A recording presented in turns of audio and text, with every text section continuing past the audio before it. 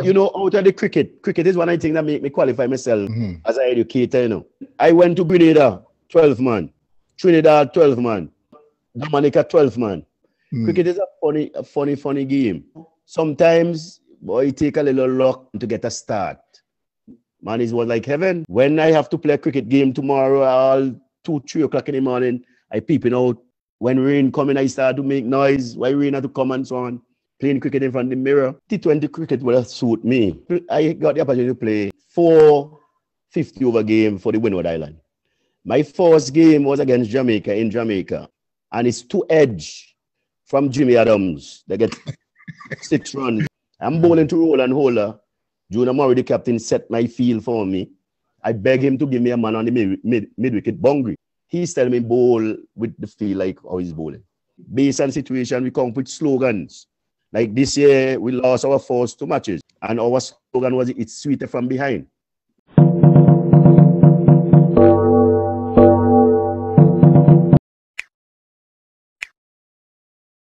Based on my performance, they decided that they want me in the team. I remember Andrew Latham. He's the one who do the financing for me because you have to contribute $20 to go toward balls and equipment. And from there on, you know, it was a big thing for me because I think the next year I went and practiced for the under-19 team and made the team easily.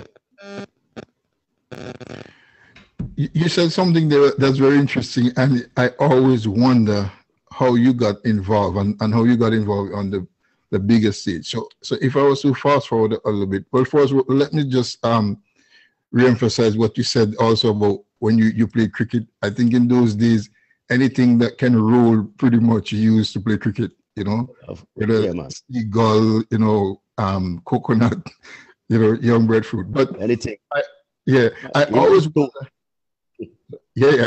I always wondered in my head because I always wondered how you got into cricket, you know, on a national basis from Tongside. Hold on before you answer, because the problem is, like, as we know, a lot of people from the Windward countryside are very talented and the opportunities don't really come as it should to us. But here you were one of the guys, and I think you went to, was it Bishop you went to your school? Yeah, College Georgetown. Right. So you didn't go to a school in town, and you were one of the first countrymen to take cricket to a different level in terms of making the national team. And we all looked up to you. Like I said, a lot of guys were very talented, but they didn't have the opportunity to go to school in town, and you didn't have the opportunity to go to a town school, but yet you excel. How did you do it, and how did that part start? Well, right. At the time, in the 80s, they used to announce when they're having like the Windward tournament, and they announce when they want people to come and train for the national under-19 team. So I went, myself and good friend Bernie James. So we went, and you had like close to 100 under-19 cricketers. Julian Jack, he former teacher, manager, the credit union and so on. He was the person entrusted with that. So, you know, we went and put down our name, and they played some practice matches. I remember that he couldn't see all the game because they had 2 matches going on at one time. One at some Bacchus ground and next one down Arnisville. But I remember I went and opened, and the first ball, the guy bowled in the match, I hooked him for 6. I made 24 in that game. So when Julian came and asked the guy, it's the guy Kenley John, they call him Shortmus. I think he just be on Facebook on the program. He told him, well, he had this guy Warrican. So I was selected in the 24. So while I was in the 24, they organized a practice match against the teachers. And I remember Julian saying, I'm going to put my strongest team to play against you all. So they picked this team. He had about 7 guys from grammar school in the team. I was not in that team. But it happened that the teachers wanted 2 players. They said they wanted an opening batsman and a fast bowler. So I got the chance there, and a guy from Mespo. Now the St. Vincent under-19 select team, they batted first and made 109. And the teachers' team replied with 110 for 9. and I had about 16 not out. So when Julian came, the teacher said, man, you give us your best player. Julian said, Mr. Warrican, I want you, that was like Friday, I want you to come down tomorrow to play for Radcliffe. So the next day, Julian and we were opening for Radcliffe. That's how I get into the Radcliffe team. I remember I batted about 3 overs. The only ball I touched, I was out caught behind for 0. A guy, Dean Clown, was bowling on the turf and the ball whistling, passing by my head, trying to hook, I'm missing everything. But in the 3rd game at that tournament, I scored 100 against some big time players. You know, played against Spartans, people like Randolph Brown, who was playing for the Windwards, Monty Warner, guy Ike and Hackshaw. Yeah, so I scored 100 and make my mark there. So I was selected in the under-19 team then. As a matter of fact, the next game I scored a 50 against Saints, which was Finley team. And that year I second the batting average at the national level. And from there on, Radcliffe is my team. I eventually came and captained the team, you know. And as you know, I bring in a lot of the guys from the countryside. And that really opened up the road for players from this part of the country. And right now, the national team, most of the players from this part. Yeah, you know. But you talk about Radcliffe. So at that time, because Lance John was a member of Radcliffe at that time, was he? Yeah, Radcliffe was a very powerful team. We had about 10 national players. We had Lance John, Gunny Hines was the captain at the time. Lance John, Calvin Brown, who was Vibert Butte. They played for Combine Island and the Windwards. You know, Spriggy Brown, Julian Jack, Sidney Murphy. We had a powerful team, and the way they played cricket don't play like that anymore, you know. You know, like these guys would meet on a Saturday night after the game, Saturday, Sunday game, 2-day cricket. After the game, they will meet at somebody's home. And if you scored a duck, you have to buy a bottle of whiskey. That costs a bottle of whiskey. And the guy will cook and drink and discuss about the game tomorrow. Now, it's like a day and a half cricket. So one of the things we do, we try to win the toss, send the team in, bowl them out as quickly as possible, bat quickly. They give you time. You know, sometimes you need to score 100. They say, Mr. Warrican, youngster, I give you 30 minutes to get that 60, that 30 runs, that 40 run. 30 minutes because you want to declare that you're looking to win. So when we win in the games outright, the other teams might get forced in. So really and truly, you know, we were programmed to win, and the way the guys played, you know, was a real education. So that kind of erased on me, you know, and I think that one of the things that made me successful as a cricketer and as a coach. As a coach, right. So how intimidating was it to join Radcliffe, especially you say going in as an opener, because Lance John himself had a reputation at that time as one of the best in the region, you know. How intimidating was it for you? Well, the thing about it, a lot of these guys, I used to run away from school to go and watch them play. Gunny Hines, Lance John, these are guys that I look up to. And when I played, they were playing Shell Shield, I think, at the time. So they were not Lance John and Hines, and I think Murphy, they were not there at the time. By the time they come, I already had a reputation. So everybody was looking forward to see the youngster, you know. So when Lance John came, he and I opened. The problem I had with Lance John will look for a single from the 5th or 6th delivery. So you bat with him, and before you even get off the mark, your team have 50 without loss.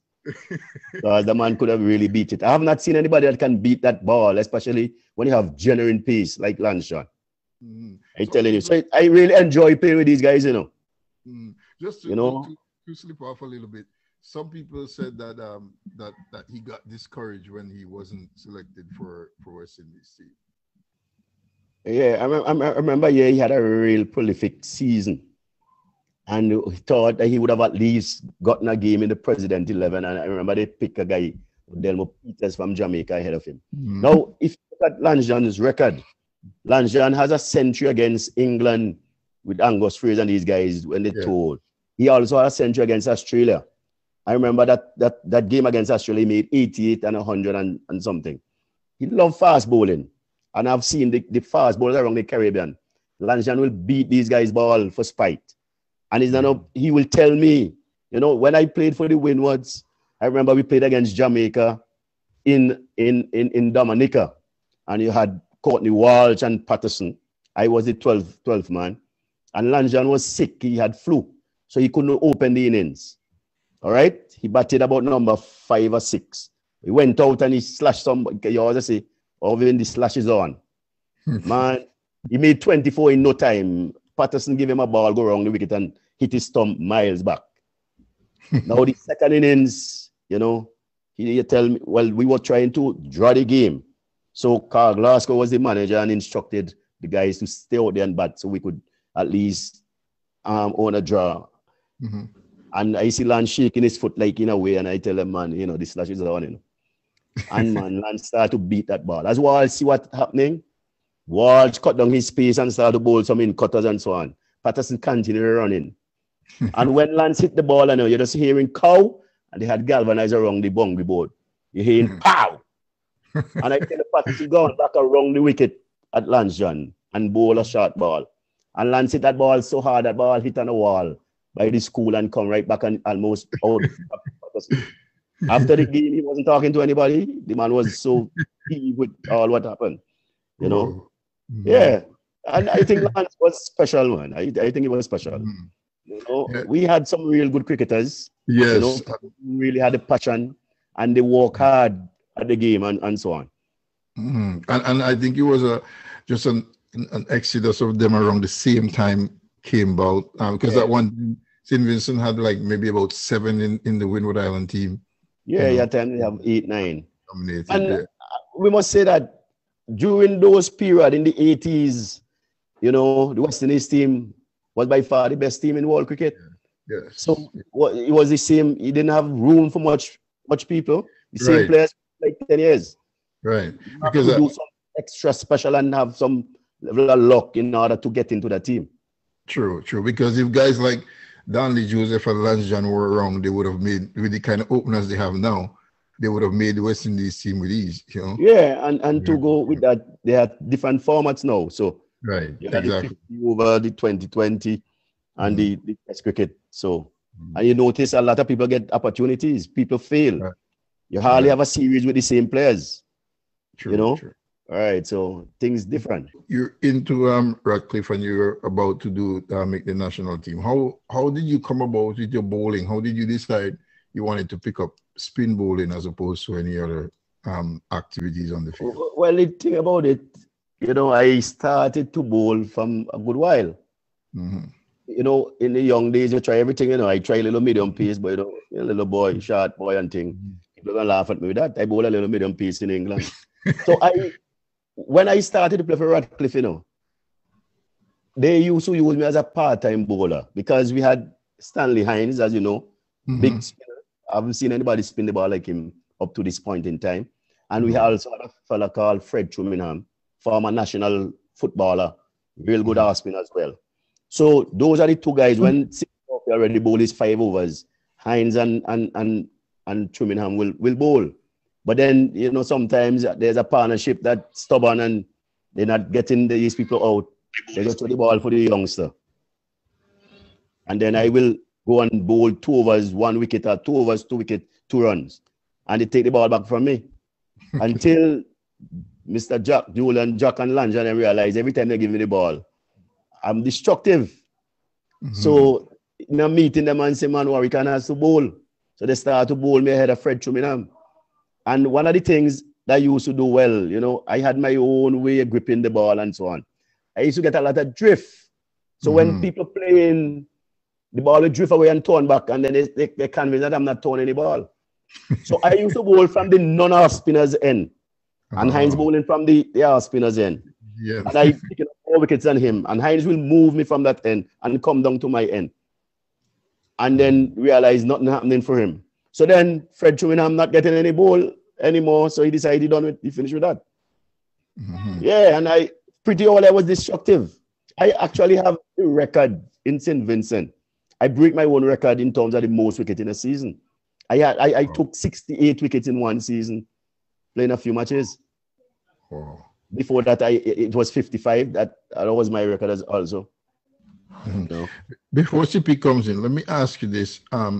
Do you think, or let me restructure, How would you compare yourself now and in the past in relation to T20 cricket now? How do you think you would have fit in as a player in T20 now? T20 cricket would have suited me because, listen, I got the opportunity to play 4 50-over game for the Windward Island.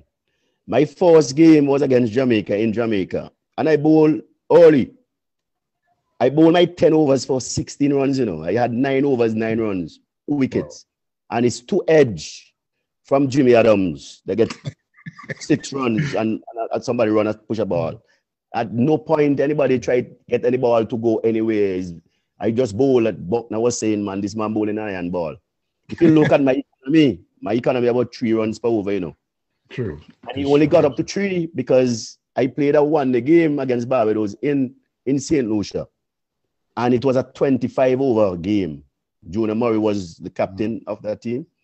And I was bowling in the last 10. All right? So I had my 5 overs to bowl in the last 10 overs. And I was bowling to 2 set batsmen, that guy Floyd Reefer and Roland Holder. I'm bowling to Roland Holder. Junior Murray, the captain, set my field for me. I beg him to give me a man on the mid-wicket boundary. Because as a half spinner, naturally the ball can go mid-wicket. He's telling me bowl with the feel like how he's bowling. And being spiteful, I bowl the ball and the man hit me straight mid-wicket. So I bowled 3 overs for 18 runs. Oh. Right? And that's my most expensive spell. Right? At the Windward's level now, I played in a season. I bowled my 10 overs for 7 runs against Grenada. Murray got about 5 out of 7. And you know, Murray used to hit the ball. I bowled 10 overs for 10 runs against St. Lucia and 10 for 11. So in 30 overs, I went for 28 runs in the Windward's tournament. Wow. You know? But I used to bowl different in the one days than when I bowl in the regular game, you know. In the one days, I hit my area. I could have bowled 6 Yorkers. And when I'm on top of my game, I bowl the ball where I want it.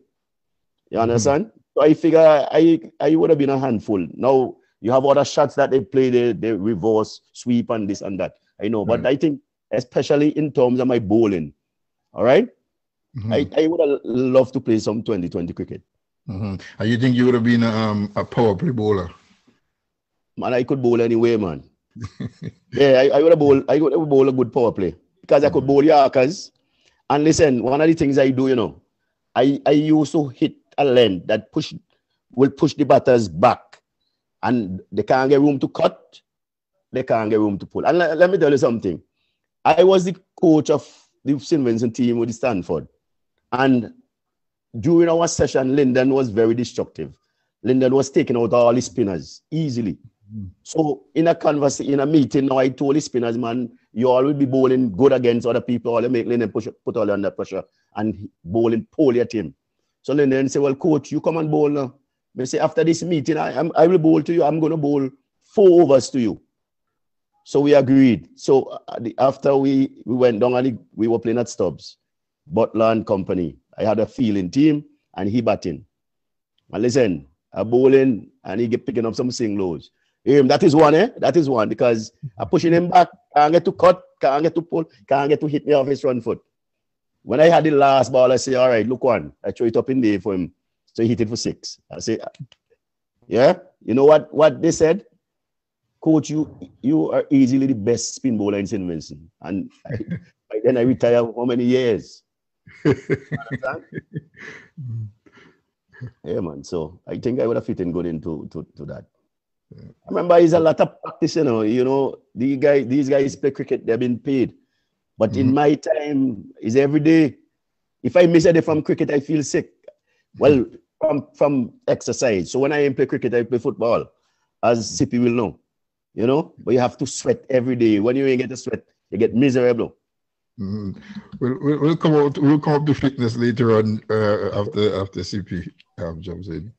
All right. You listen to the Fresh Green Song. You listen to Vinci Internet Radio. It's now 4:39 in Asia's capital. We are located in Ottawa, Canada. Having a conversation with the former St. Vincent and the Grenadines and Windward Island cricket all-rounder, Mr. Irvin Warrican. He's also an educator and a coach. Irvin, I'm going to tell you this one. This one still hurt me. And I'm going to tell you. Remember you score a goal against me and win a game. And everybody trying to score against me, and the only man that scored a goal against me and win the game was Irvin Warrican. Well, honestly, that is the highlight of my football career, to score against Mr. Borkman. Yeah, you know, you were a very good goalkeeper, a very good footballer. You brought football to the countryside, and you did real good things for Byra, you know. Byra was synonymous with football, some top players. But one person that stand out along with you would be Terry Williams, man. Yeah, I still haven't seen a midfield player. I haven't seen that quality in football locally, you know. And I think if things were like now, there are a lot of guys out of that area would have been representing St. Vincent and going further. Yeah, so we always talk about that goal. That game, Byra dominated the entire game, you know. So CP out of his goal in his comfort zone. And I did loafing, and I tell him, fellas, see if you could drop a ball for me so I could kick the ball over his head. And CP running back and see the ball bounce and hit the crossbar and go in the goal. And then we just staying in the box. I have some wild fellas, and we kicking the ball all in the sea. We had a weak team, but we won that game. The game 1-0. Yeah. The boys are still talk about it. Yeah. All the guys of the team, even though many years. Yeah, that is the highlight of their career as well. And then we played against South Rivers the next game, and South Rivers gave us about 7. You guys lose every game after that. Yeah. And I remember my days. It as you say, is a lot of hard work. Yeah. Because I remember when I moved from there, and I played with Rosians. Right, I remember you used to play with Rosians. Yeah, man, like Guy Low, Raltilo, Tyrone Tweet. You know Tyrone Tweet is Spence Mothers from Byra? Yeah, I didn't know that. Yeah, he related to the holders and those people up on top of the hill there. Okay. Yeah, his mother's from Byra. Okay. Yeah. So it was good days, and I'm gonna start with you. I'm gonna give you a situation right now, since you talk about it in between, and I'm gonna strengthen it. Long ago, when we play sports, we play for nothing, as you say, and the passion and the hard work was there. You know, we play without getting financial contribution and all this kind of things. Nowadays, players have a lot more when it comes to financial contribution, and we notice the more money you get, the less you work. I remember a couple of our guys were asking why certain player didn't make the West Indies team, and we know why. Yeah. Hard work, ethics is not there. So I'm going to put this situation to you right now. How are you going to handle a situation like this as a coach? You have 2 players on your team. 2 are wicket keepers. One is a better batsman than the other. The lesser batsman, you give him the gloves and say, well, keep. And now the one who is a better batsman is also a wicket keeper. Your wicket keeper get injured, and you ask him to take the gloves, and he's telling you as a coach, you did not pick him to wicket keep. As a coach, how are you going to handle a situation like that? Well, that sounds to be a selfish player. He doesn't sound as a team person. But the person still had a point. If I pick you to bat, once you deliver in the goods, I have to give you your fair chance. You understand? But keeping will be a plus for you. You know, I will try to convince you one-on-one, because I believe a lot of times you have players who might be troublesome or whatever. So it's better to really have a conversation and, you know, listen to them and see how you could guide them and encourage them to do certain things. And you're making a good point there, because I know a player who would have been in the Windward setup, but the coach wanted him to keep. And the man saying that he picked for batting, he's not going to keep. And he's a good keeper, and it would have been easy for him to get into the team as a keeper, as a batsman who can keep. And the guy back in St. Vincent. But let me cut you off there. I'll cut you off right now. The problem is attitude, and that is the same problem I'm talking about. That's right. But what you just said is what I'm talking about. But being a team player, that goes well with me. When I'm selecting team, I pick people because of their spirit in terms of the support they give and so on. You have some people you'll realize they're coming across selfish. Sometimes they will be in conversation and don't even know I'm listening. So when it comes to selecting players, especially like say the VPL, some of these things I take into consideration. You know, a man is a good team player. And that's why you need team spirit, you know.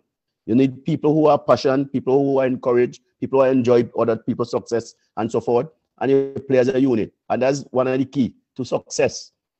You know, you could have some of the top players and they're not meshing because a lot of selfish attitude and so on. And one of the biggest problems I notice with our youngsters in St. Vincent and the Grenadines as players is the attitude. We need to get these guys a father figure so that they can mend the attitude, because we have good players in that side, because not mine, I'm in Canada, but I follow a lot of things back home. Right. And I know a lot of stories. I can tell you those off air. Right. Sometimes I tell you things is from what I know as stories. I agree with you, you know. Some of these guys, they are the biggest enemies because of their attitude towards the cricket. And right in the VPL, I had problems with some players. But I dealt with things in my own way. You know, your players will turn up on a day.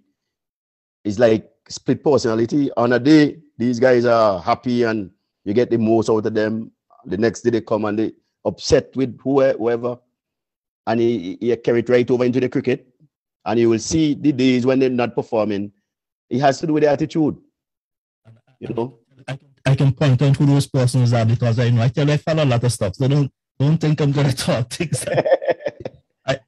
I'm back there, man. I follow a lot of things because I'm very passionate about sports. You know that. Right. I try to go in to certain people and certain things. I have my setup there. I get all the information. All right. I know what you're talking about there. But saying that, how do you look at certain players that really need a father figure? Because I think our biggest problem is a father figure to some of these youngsters. But how do you bring them? Because I'll tell you, since I came to Canada 20-something years, I'm still doing my soccer, you know that. And right. The thing I notice here is that the involvement of the parents is what drives the kids. Yeah, that is very important. Parents involvement. And I do that from school level, you know. I do that from school level, you know, getting parents involved, you know, like by my school with programs and so on. But the point that you're making there, you know, and these things that make the job as a coach more difficult, you know, because as you say, a lot of these players, they really need a manager, a father figure, somebody to guide them, you know, somebody to guide them. And a lot of times now, when you're not around, that is, you know, they go on back on their own, right? They go on their own and they do wrong things. But what I find here in St. Vincent, when a man is talented and doing well, a lot of coaches align themselves with that person. Everybody, the person's coach, right? And the persons who work with them and get them to the level, come like they forget them. The only time they're going to remember, you know, is when they get themselves into trouble. Then they're going to remember to call you. So what's happening? Some of our youngsters, you know, when they are doing well and the people who really been working with them and guiding them, they pull away and listen to the wrong set of people. A good example would be Gideon Pope, says among you man. Right? This is a young man who went to my school. I didn't even realize the man was in my school, you know, the little boy. I went by my cousin Tiger one All Year's night, and I was there talking with Darset and company, Caswell. And they're talking about this little boy could play. So I asked them which school the boy goes to. They tell me Georgetown Secondary School. You see, and the guy, and at the time I have my training program, I had preparing the school team. So in January, I went and looked for the young man, the form one. So I say, hey, you could play cricket? Tell me yes. I say, so why you not coming to practice for the school team? Tell me, mommy say he mustn't play no cricket because, you know, parents already. I say, man, your mommy has a number. Give me mommy number. Let me talk to your mommy. So he gave me his mommy's number. I called her. I spoke to her. I said, this might be the only thing that'll work for your son, you know. Don't deprive him that opportunity of playing his cricket. He can marry the cricket and his education. You say cricket is what made me. For example, so your mother say, all right, Mr. Warrican, I will allow him to come and practice. He came, he practiced, he made the school team, he didn't play regularly, but we've been working with him. And then the man reached to the point where he played for the West Indies under 19. I was his coach, manager at the Windward under 19 level and so on. And I prepared him for the World Cup, you know, the same World Cup, because at that time I was working with the West Indies Cricket Board as territorial development officer. You know, I did that for like 6 years. So I was the person who prepared him for the World Cup. He went and did pretty well, and West Indies won. And then after that, everybody has aligned themselves. Mr. Warrican name won't call, but I'm okay with that. You know, right now, you notice he had some lean period. I pick him in the VPL and resurrect him again. So hopefully things can happen for him. Right, Sibi? So those are some of the things that we talk about. I know about that. They align themselves with the ranks of the people. I tell you, I had a discussion Sunday night, and that was the topic. Okay. So I tell you, I know everything, man. Don't hide it from me. I know. Right. But we have a lot of talent, as you rightly say, man. But the people need management. And you see, the problem is that we don't have, you see, the Cricket Association, I want to believe, really seems as a small place to organize programs so these guys can do continuous training and so on, develop their cricket. You know, you have a period where these guys would be cricket finished and they're not doing anything more than drinking rum, hanging out, no place to practice. You know, I think the Cricket Association can do more. I think they have money. They're making some good monies from the VPL and whatever. They boast about the millions and whatever. I think they can organize programs, you know, to zero in these young men. Because at the end of the day, it could be a career for these people, and it could even, well, look at Obed in the IPL and so on. They're gonna be, well, we're selling our product. So when Obed come in the VPL, right now the VPL is the Caribbean IPL, you know, like that finals that we played there. I tell you, you couldn't even get a park with your vehicle on the park outside. And you know, that's a big, massive area. You know, the crowd at that, I've never seen that in St. Vincent apart from when West Indies and Australia play and West Indies and England play in the heydays. You know? So I think they can do more for our cricketers, man. Yeah, we have talent. One thing I can see that on a positive note is that when you sell this product, I think St. Vincent and the Grenadines has now sold a product to other Caribbean countries. I don't know how successful it would be in other Caribbean countries, but we have sold a product, a V10 that we have sold to other Caribbean countries who are now saying that they have it, but we are the first person to do it, and it's been successful year after year. It's successful. So my thing is that, as you said, this St. Vincent and the Grenadines Cricket Association could do a lot more. And I bring this point again. Since I came to Canada, education is also important. So I'll tell you one of the things, and I think most of these schools could embrace this as well. In order for kids to play on the school sports team, they have to have an 85% average. It doesn't matter how good you are as a sportsman or sportswoman. Once you do not have that average of 85%, you cannot play sports for that school.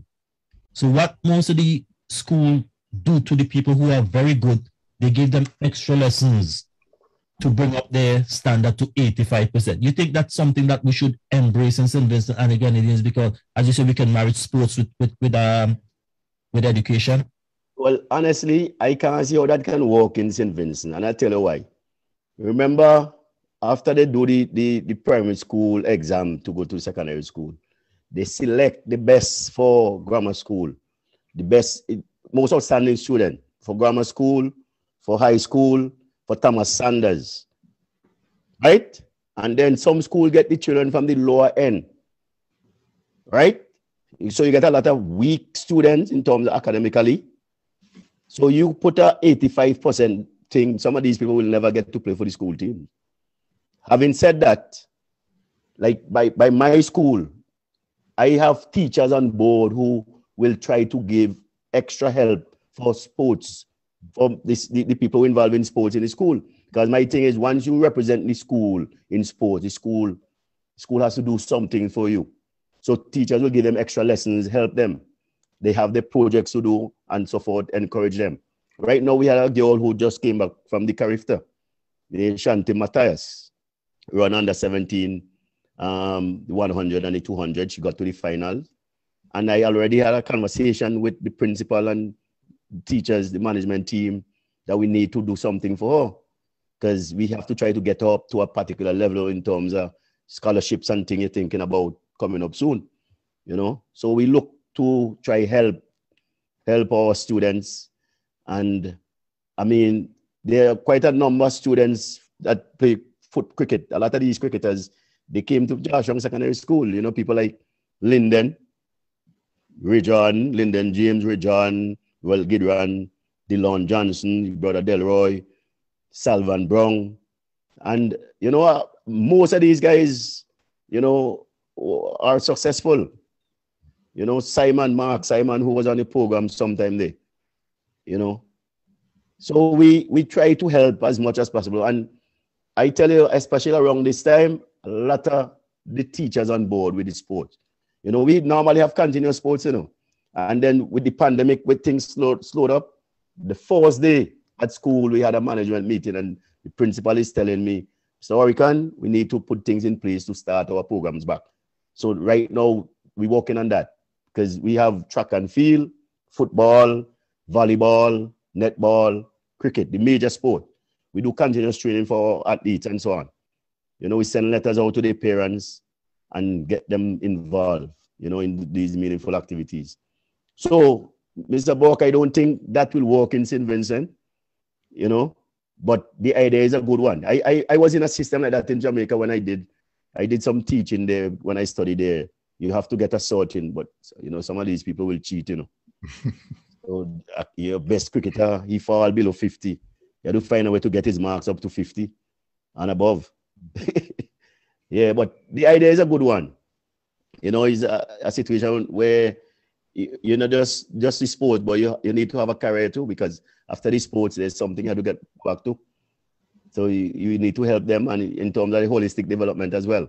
All right, in case you just joined us, we have the privilege of having a conversation with Mr. Irvin Warrican, former St. Vincent and the Grenadines and Windward Island all-rounder. He's also an educator and he's a successful coach in one of the most successful coaches so far in the Vinci Premier League T10, 3 out of 4. Mr. Warrican, let me ask you to just give us a brief description of the VPL, sorry. All right, that's okay. All right, so that is the Vinci Premier League. It's a T10 tournament. I think the major sponsor is Dream 11, a betting company in India. Right? You have a draft system to select. The Cricket Association, what they do, they make it franchise cricket. So in terms of, like the first VPL, I remember, you had the captain. They chose the captain and the coach. The captain, the coach, and the manager. And then we had a draft system where you had to go and pick. You have a pool of players. You go and you pick in turn to get your team.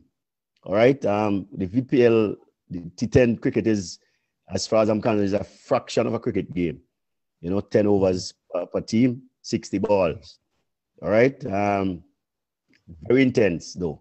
You know, the job as a coach in a T10 tournament is difficult, you know, because if you pick up a little error out there, 1 over can change the game.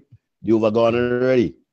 But one of the things you have to do is to use every game you play. You take the positives. You understand? And try build on them. And, you know, while you might not want to downplay the negative, but you use the negative as a learning experience so that those problems would not reoccur. When you get into the situation, you do X rather than Y and so forth. You know, but the VPL now at this stage, well, we finished the 4th edition. They have a fan base where these people will dress in the top. They could get tops replica like their player, their favorite player. They could have their name and their number. So, man, a lot of people involved. There are a lot of followers, and they put on the top for the team, and They write up stuff on Facebook. And you know, women are very emotional. They want to fight one another and things. You know, rivalry and so on. It's a serious atmosphere, you know. And during the volcanic eruption, when we had that third edition, man, I was really scared when I saw that crowd. Nobody had catered for that massive crowd. It's serious following. And then this year, the final, it's not just the final, you know. You have a lot of people support from the start. In 2 weekdays, people will come in the ground, you know. A lot of women. Is a big thing. It's a family thing. The real serious atmosphere. Yeah, well, and one of the things I admired about the tournament was when I think COVID was heavy in, and the tournament went ahead very successfully. What was it like being in that tournament and being in that bubble life there in St. Vincent?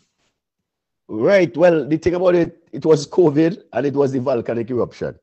So people didn't have anywhere to go, you know, and then you had people in the shelter and so on. Right.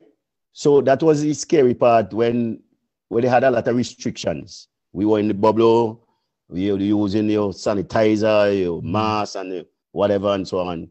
You know, it was a chance, but it was something that people looking forward to because they had nothing to do up to the point. And this is, I figure, create that environment now, you know. So all these people that were in shelter and so on, they stormed the place, man. That was a big issue, though. Although the association had gotten the permission from the Ministry of Health and whatever, you know, because they did a lot of work into those other things. They had guidelines and things which we had to follow. But on the final, when the final finished, people didn't want to leave the place, you know.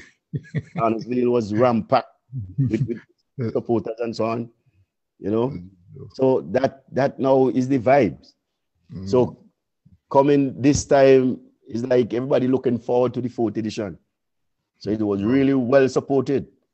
You know? So as a coach, and you mentioned that there's very limited room for error, very limited margin, and I agree with you. It could even be one no ball can change the whole aspect of the game. And you're successful, of course. And you mentioned that taking the positive from one game, putting it into another game. That what is success to you? What does that mean to you to be successful, you know, as a coach? Well, my thing is, one of the things I always say to my players and people in conversation pertaining to coaching, the coaching is not about me, you know. It's coaching about the players and their development. So I try to be a player person, try to make my players comfortable. You understand? Try to keep them motivated. And let them, one of the things we try to drive home is to enjoy the cricket, you know. And funny enough, I will tell them straight up, these are the cricket, you're going to win some, you're going to lose some. But once you're in with a chance. So we're not looking at the final thing there to win the tournament, you know. We're taking it game by game and enjoying the game. We do some game sense training in our preparation, put them into certain situation. So when we go in the matches, we try, people have ideas to what the role. And you have to remind them to something what their roles are. You know, playing your role, enjoying it, enjoying each other's success. We see it as one family. We see our cricket as a special brand of cricket. There's a message that we carry across. And every time we play, based on situation, we come up with slogans. Like this year, we lost our first 2 matches. And our slogan was, it's sweeter from behind. So we're going to backlash there, you know. And the guys just enjoy the cricket and we play a brand, fearless cricket. And you could see people enjoy each other's success. So when a man walking out here, guys talking positive thing. He can't bowl a ball in an area. The guy, we're going to do this, guy going to do that. He had cases where final over, a player go beg for the ball. Skip, give me the ball, let me bowl it. And so on. That's how we play. Right. You know? And it's also important that you trust each other. You develop that trust within the unit, right? Yeah, it's very, very important. And one of the things also, as we say, a franchise, but every edition, the players will go back into the pool. But you have some players that you could retain.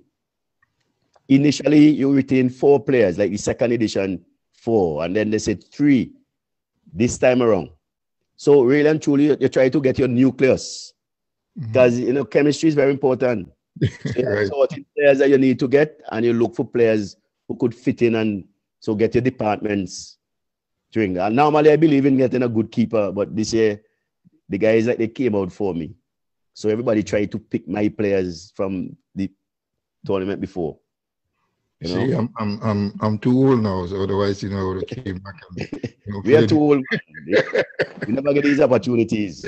True. Who would you say are some of the standout players in this year's VPL? All right. I think this year, right, where they brought in players from outside. Each franchise, you have one player that you can pick that was in the pool, and the teams had an option to get a second player that they bring in off the own. All right. About 2 of the teams, my team and another team, one of the teams only had one. I decided I go in my local guys. I tell them they could bring the test team, however. At the end of the day, cricket is played over the rope. All right. So I bring in Kevin Hodge, and Kevin Hodge is more than a player. He's a very good, tight left arm spinner, very experienced batter, and come with leadership and the knowledge of the game, So, and I work with Kevin when he played for the Windwards at the under 19 level and so on. So he's somebody that I know well. All right. And he was the man who dominated. But you also had people like Dylan Douglas is a man who normally he has a lot of energy, man. And when he is playing his cricket and enjoying his cricket, he pulled the team. I remember one of the games, the captain gave him the ball to bowl the last over. Normally, sometimes he go for a lot, but he's a man when he focus, he know what to do. The captain gave him the ball, that wasn't a part of the plan, and he did what he had to do. And the point is, man, when he's enjoying his cricket, man, the team does be on a high. Every time when he starts smiling and making his joke and thing, big thing. And he's a very confident player. He'll be out there pad up, and 2 fellas batting out there, and he'll say, man, watch, if I get 12 balls, I'm making a 50. Next thing, fellas batting, he say, man, coach, if I get 9, I still don't try to get a 50 there. I gone out in the game, first ball gone miles.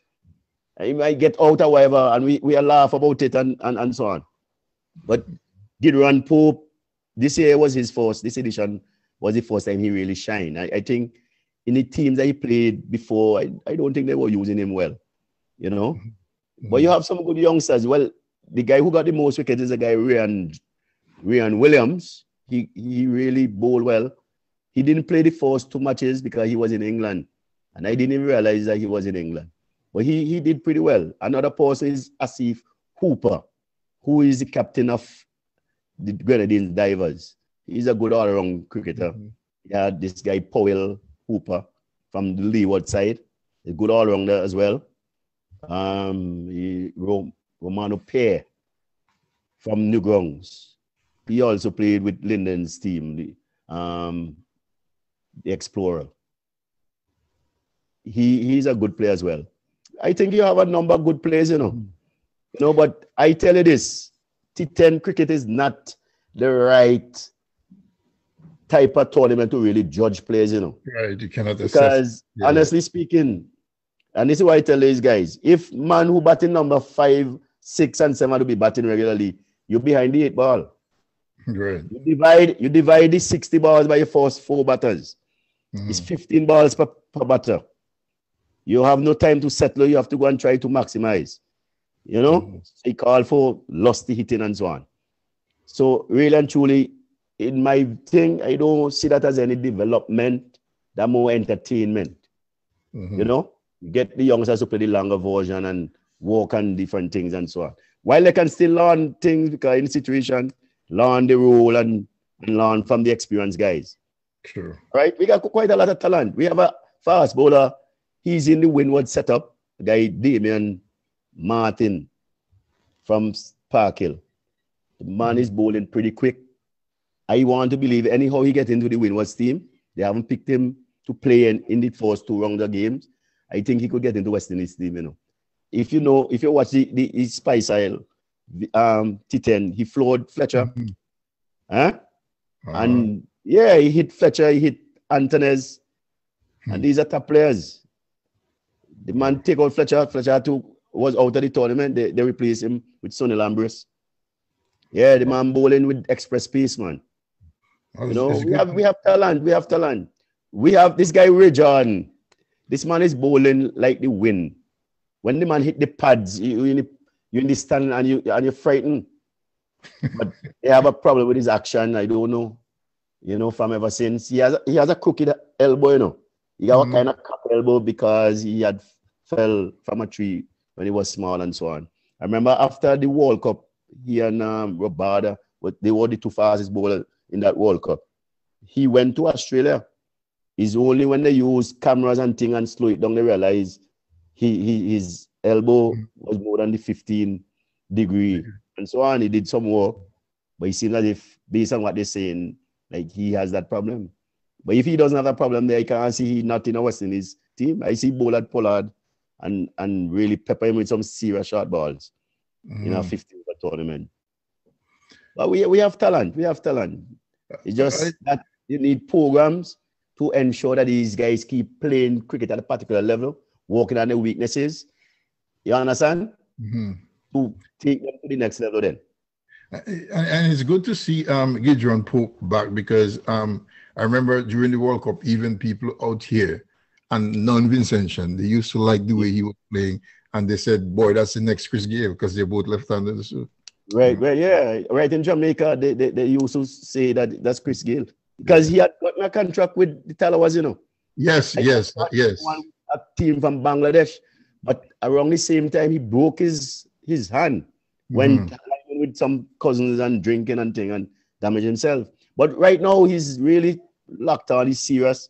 He lost a lot of weight because he's training and so on. So hopefully this could be another start for him, you know, new beginning. Yeah, so earlier on you talked about your brothers playing cricket. So it seemed like you're from a rich cricketing vein because your cousin also, Jamal Warrican, current member of the West Indies setup, is also playing and he's also a spin bowler like you. Your son is also very active. I think he played under 19. Under 15. Under 15. Pandemic event, the under 19. Yeah. How much of a conversation do you have with Jamal at times concerning his, because he does the same thing that you pretty much do. He bowls, you know, the spin bowling.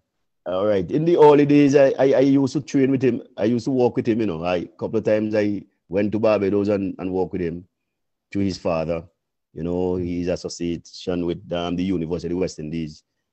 I walked with him and even to this guy, the keeper, what is his name again? He's not playing anymore for West. Well, he's not playing at the thing. Dorridge. Dorridge, you know?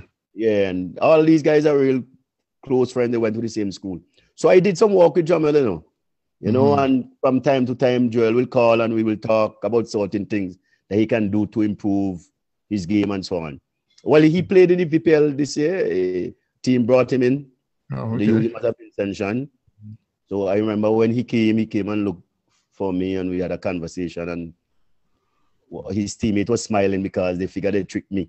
So I tell my boys them they could bring the test team, they could bring the whole of West Indies. The cricket is played out in the middle of them, and so we will do what we have to do. Yeah. You know? And you yourself, who did you look up to when you were coming up as a cricketer, a young cricketer?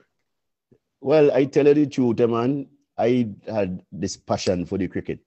I used to run away from school to go and watch cricket. I remember the first regional game that I watched was Combine Island. Played, and this guy, Victor Eddy, Rastaman, scored 100. And, you know, I went to St. Kitts and I went and looked for that man. Wow. He was in the insurance and thing. Right. But, boss, Viv Richards was always my idol, you know. I wanted to play against him and I wanted to meet this man. And it happened that when I meet the Windward's team, our first game was against the Leewards in Grenada. I was the 12th man. So Viv Richards was playing that time, he would have finished his best days. Yeah. Right? Richardson was the captain of the West Indies team. And listen, I had the privilege to talk to the big man. Australia was coming down, so I asked him, what do you think of our chances of beating Australia? Because Australia was threatening at the time, you know. He said, to be honest, Australia has a good team, but cricket is not played. And I always use that word, that term. Cricket is not played out here, you know. Cricket is played over the ropes, so let them come. Once a man believes in himself that he can do something, he'll do it. You understand? But come back to the game. Now, so that game, the master, I'm the 12th man for the Windwards, but I want to see Viv Richards bat. Richardson was batting and doing pretty well. Richardson had about 40-something when Richards strolled out to the crease. And when Richards made 70-something, got caught. Coffee was bowling. Coffee made his debut in that game. And he hit Coffee, and a man catch him out and he cover boundary. Coffee didn't realize the man out, you know, he done gone back to the bowling. Yeah, but the point is, Richards Lewis. All right? Yeah, I think Linton Lewis caught him, yeah. Richards he's Coffee all over the place. Yeah, it's some serious beating. And Coffee wasn't really bowling badly, you know. He's pushing Coffee bowling half thumb, outside his half thumb. He's pushing his front foot out there and just stroking him over mid-wicket easily for 6. The man came out and threw down his bat in the dressing room and said he can't middle the effing ball. And the man made 76 and Richards can't afford something. So you could imagine if he was middling the ball. No, he's a mash up. Yeah, man. Special fella, man. My son, I name my son, one of his name is Viv. I name Richards, man. Yeah. Serious impact. My only disappointment, I never get to play against Viv Richards. I wanted to play against him. Before CP comes in, right? Being around you as a youngster, I think it was in the era where if you take a ball from outside off and put it on the leg, you guys used to say, bad shot. You and Bernie, I think, used to be famous for that. Bad shot, bad shot. But now look how the game has evolved that, you know, you just do anything and you get a boundary and it's all right. So, you know, why I say that is that, you know, I think I got spoiled by that now because it's like when I'm batting, it's hard for me to hit across. Because all I'm trying to do is to just play straight. There's a thin line between hitting across the line and taking a ball from out there. If you're doing it successfully, regular like Viv Richards, you can't talk about hitting across the line. Right, because that was one of the first man to take that ball from outside the after man make you look like you bowling badly. Yes. Till the Englishmen believe that just if you block the onside, then he won't be scoring. And when they bowl now, when they take a whole heap of fellas and put it on the onside, we will start hit them over cover the same balls. And go back over. So he used to toy with these fielders and bowlers. You know? True. Yeah, so playing across the line, man, that is a concept that is the way that we brought up, but now it's different. Right. You have to do it and know what you're doing. Once you know what you're doing, it's important. Right, and it's also the practice. It's where the space, and they practice. They do a lot of drilling for these things. But look, the way the people reverse sweep, you can't tell a man you're not supposed to reverse sweep. Exactly. Before, you know, he was like nonsense. Why you have to do that? But these guys spend hours practicing to perfect these sort of skills, you know. So you have to give them kudos for that. Sure, the game has evolved. I want to get back a little bit to the Viv Richards. I remember in an interview with Greg Chappell, they were talking about Viv Richards, and I'll go through this story. He said when he saw the name Viv Richards on the board, he don't know who Viv Richards is. I think one of the Australian bowlers, I can't remember the Australian bowler now. He said the Australian bowler wasn't bowling too well enough. Viv Richards coming in the wicket, and the first 4 ball he hit him for 4. So they realize he's taking the ball from outside the half stump, and they decide to bowl him an half stump length. Right. And then they get him out twice. They say from after that, Viv Richards hitting the ball through the covers. Now the Australian believe they make him the best offside player that they have ever seen. He said now they can't get him out. So that just a little story. Okay. People work on the game. Yeah. And you know, one of the things about Viv Richards, man, his eyesight was tremendous, man.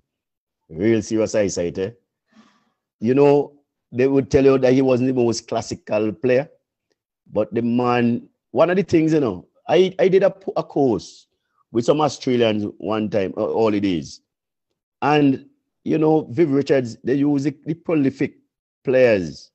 You know, Viv Richards was one of the persons that they use, you know, to do their coaching in Australia. And one of the things that they emphasize, the man, is his still head. You know, eyes level, still head, and just there waiting to do his thing. And they show you the kind of balance and thing that he had. So a lot of his attribute, that's what they use now, you know, to do their coaching. You know, those are the things that explain why some people were so good at what they did. One of the things they find in common is the balance and thing. People like Viv Richards and, well, Gone Greenwich, Javin Meandered, the balance, right? And there's where biomechanics and thing comes in. Yeah. To see the things that they have in common, the prolific bowlers and batters and so on. And another thing, I'm just going to finish off this with him. In England, because you brought up this, he scored more runs against Glamorgan than any other county. And the reason why is because the Glamorgan players always get on his case, as he say, and they say, oh, he's not playing straight, he's playing across the line, X, Y, Z. So he had more runs against, and it seemed like he used those things to build his game. Don't get on his case because you'll pay for it. Yeah, I know some players like that. I know some players like that. Brian Lara is one of those who, when they get him vexed, you don't want to do too much talking and get him vexed. We, right in the Windwards, he had this guy, Roy Marshall, who was a very good cricketer, you know, from Dominica. When he comes out, he try to build an argument. If you appeal, start to cuss, what are you appealing for and whatever. And one of the things, I was the captain of the team, and I told these guys, I said, what? When this guy comes out, nobody talk to him. Regardless of what he says, don't talk to him. Because there is any medicine you feed him with. You know, he comes out nervous, and he pick up bad and you thing, and he hit the ball, and then he on top of his game. So he talking, and everybody zip up. Nobody saying anything. When we out him now, then we start to talk. Go out the wicket, man. You have too much mouth. Get out of here. So that's a good point, you know. You know, some people, they strive on these little confrontations and so on. So if you know that, then leave them alone. In cricket, sometimes you can talk and it can work for you, but you have to know when to talk and when to keep your mouth quiet. Because if you bowl at a man and you're troubling him, he doesn't have a clue as to what's happening, then why would you want to be talking? You just do what you do, get him out the wicket. Because sometimes you start to talk now and then it's a different ball game. You know? Thanks a lot for now to VPLT Internet Radio. You listen to an interesting interview with Mr. Irvin Warrican. He's the former St. Vincent and the Grenadines and Windward Island cricket all-rounder. He's also an educator, and he's the coach of the winning VPL team in St. Vincent and the Grenadines. Now let's go a little bit to the VPL. You are successful in, I think, about 2 or 3 out of the 4 seasons. 3 out of 4. Yeah, and that's not an easy task to accomplish. Give us a little background of your coaching history and where coaching all started for you. All right. Well, as a school teacher, you get into coaching pretty early. So while I was playing, I was coaching. I actually coached some guys from out of Byra Primary School, working with your father, Sippy. People like Orlando Jackson came out. Orlando Jackson, a guy, Chan Neptune. So 1 or 2 good little cricketers came out of that program. I remember I took a team, we played against South Rivers in the primary school cricket. Down Canary here by the school, they had a playing field there, they had a pitch there. Now South Rivers team was a million times stronger than Byra's team. But we trained for South Rivers. They had 2 Batty's brothers, one scored a century in the game before, and he hit the ball very, very hard. So I had 3 spinners over at Gonsalve, a guy Oni Hoyt, and another guy. And then you had this player, I don't even remember his name right now. I think he's a Bilinji. The man hands at them big more than man. When the man put his hand together, it's a bucket. So I had that man to catch that strong fella from South Rivers. All right? So Soldier was batted first. And as the guy came out to bat, I put on my spin bowlers. And I have the man down in the V, the longest boundary. And I already told the guy, you're going to bowl it flat, and then you're going to throw it up, slow it up outside the half top. And the man hit the ball miles up in there, you know. And I hearing some people say, that drop, and my bucket man getting under that. And the man took the catch. I said, that is why I picked the man for. The fact of the matter, we bowl out Soldiers for 66. And I told Chad, my captain, he has to go and open. The man started to cry. He and Nolly is a Byra Mongan guy, Cooley son. Yeah, Williams. Yeah, he's in Toronto now. He had a good defense. I said, why are you going to bat now? Because we really have nothing much to offer. Chad is my best player, my only hope. He started crying. I said, man, you could cry. You're going and batting now. Put on the pads. Are you helping? Put on the pads. Man, we got the runs. When Chad out, we got on 50-something. We beat Soldiers. Yeah, so the coaching started from well, playing days is really coaching and learning the game. Right, so in terms of the school, yeah, I get into coaching. I got the opportunity to do some courses. So I did all the courses I did. Well, I did like level 1. They revamped some of them. But at this point, I'm a level 3 and also a trainer of trainers. So I coached under 15, national under 15, win all the tournaments in the Windwards. Coached the under 19 team. I probably lost one time. I coached it about 5 times. I coached the senior team, and I believe I was the most successful coach. I coached the Windwards under 19 team, and I remember in 2001, one of those World Cup there with Simmons and Ramdin and these guys. The selectors, Mosley, Derek Perry, and Clive Butts, they nominated me to be the coach of that team. You know, the Windwards came second in both tournaments, the 50 over and the 3-day, right? And the coaches, you had Esric from Barbados, Tony Gray from Trinidad, the guy Junior Bennett from Jamaica. All of them went on to coach like their senior team and whatever. And these guys were very, very much impressed. But then, coming from the Windwards, you don't really have much support from the right set of people. The guy who was in charge, I think, is that Dr. Sipasa, the guy, and he's next thing you hear, Clive Butts the coach. He's selected to become the coach. Right. But I was getting results. We won a few tournaments, and I went off to study, you know, in Jamaica to do a degree. When I came back, they made me manager for some years. The last time they had a choice between manager and coach. Without consulting me, they decided to give me manager. I have a trophy upstairs. My team get the most disciplined team. And then I hear that's the Irvin Warrican. And, you know, so right now, the thing about it, I believe when it comes to connectivity, I'm probably not the greatest person. But it's like you have to have people in your corner. It's not necessarily the best coaches. Even the results, you know, I have very good results as a coach at all levels.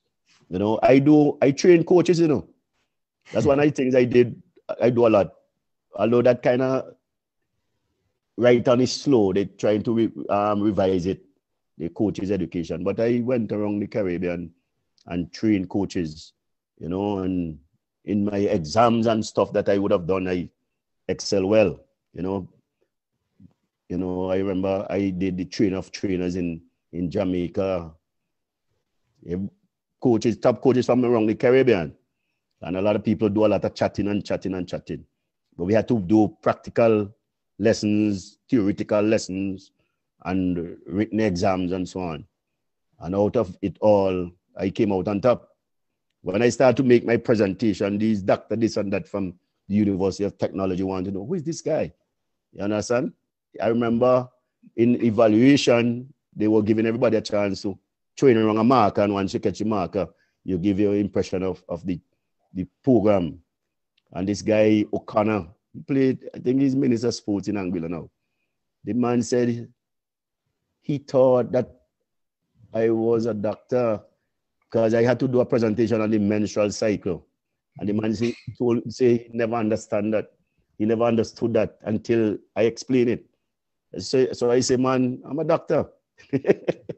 Yeah, so I did a lot of training in terms of coaching and so on, right? The level 3 is the highest that the West Indies board would have offered. But I don't believe in spending money to do any coaching courses and so on and so on. Because regardless of how qualified you are, at the end of the day, the right set of people have to know you. And you see, in the West Indies, I mean, some people might not want me to say these things. If you don't play test cricket, then you might have to be a white man in order to get to them levels. I didn't play test cricket. You understand? So I'm in my little corner and making my contribution, you know, and that's what I do. But I wouldn't invest in cricket in terms of any coaching thing available. One thing with this program, we don't really hold back, you know. We got to get it. The truth is the truth, and we have to get the truth out there. The same thing that you're talking about happening in the Windward Islands as well. Yeah, it's right. Yeah, of course.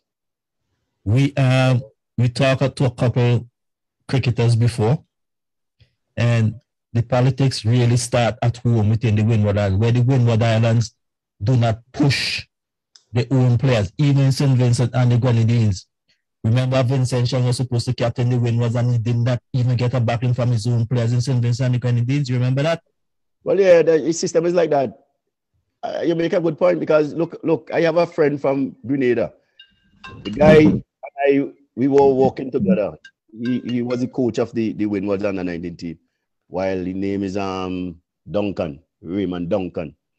And when the man get into this thing and doing real good, and then one year I realized that they get rid of him. And I figured he gotten rid of because there was some little dispute locally with the said president. So the man he just get rid of his own man, just so. Now it's a wall that when you express yourself, then you know good things not gonna happen for you. You have to just shut them out and go with the tide. As you confront based on things, you object to certain things, you question certain things, and then you being seen as the bad person.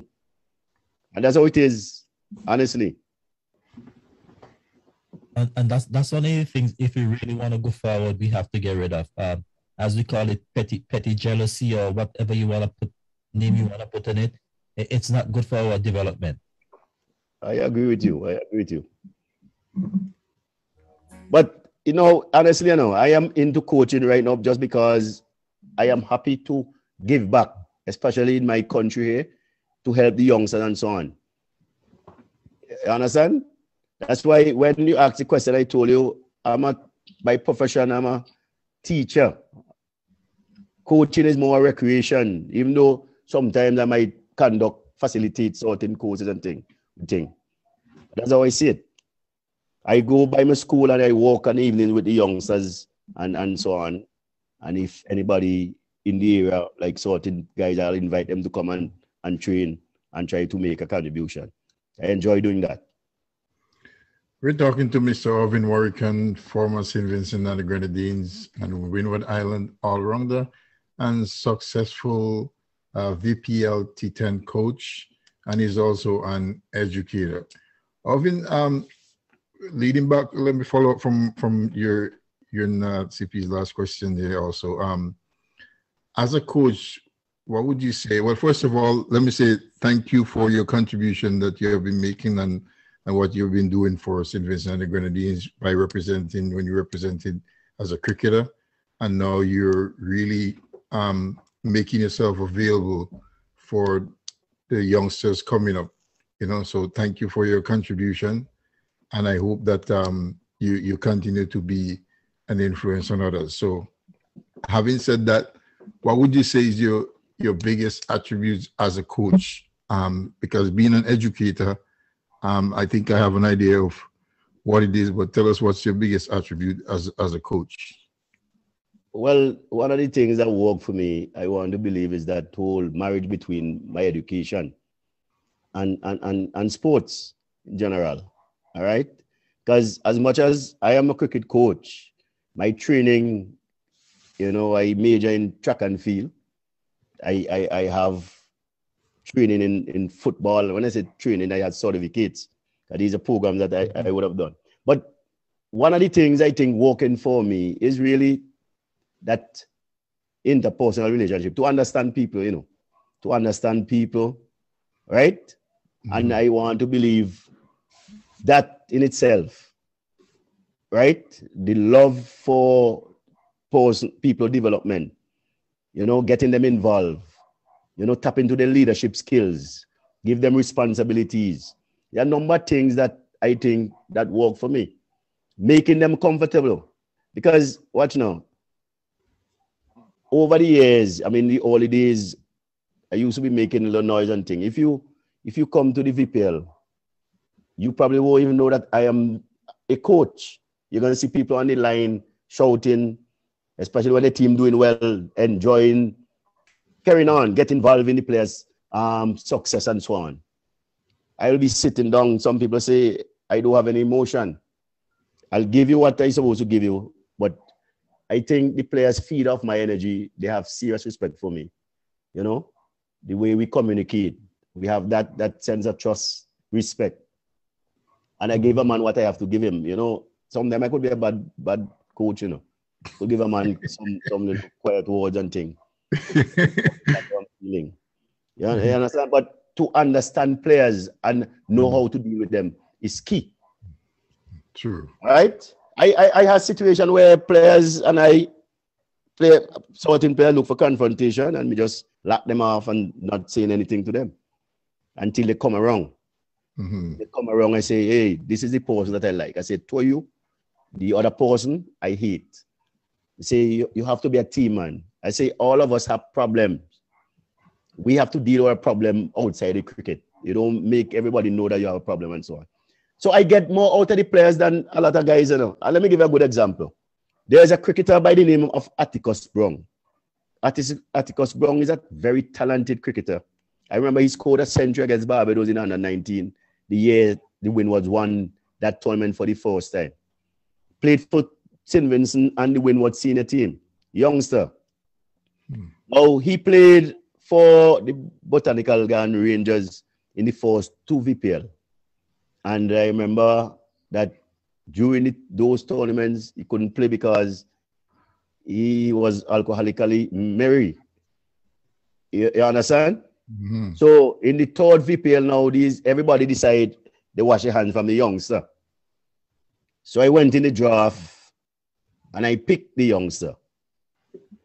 Right? I remember coach say, Warrican, hello, you brave. Policeman Elvis Brown, the former, high up in the police force, can't control him, or you could control him.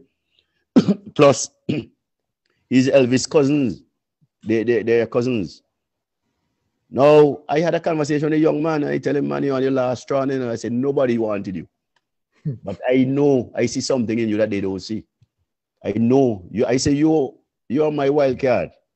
Right? I say, listen, I just drink.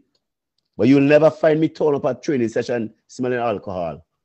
You will never find me in a match. I mean, say, you can't do them kind of thing. You can't make drinking control your cricket. Control you. Mm-hmm. I say, so this is your last strand. I mean, say, if it messed up, that would be the end that you put into these things.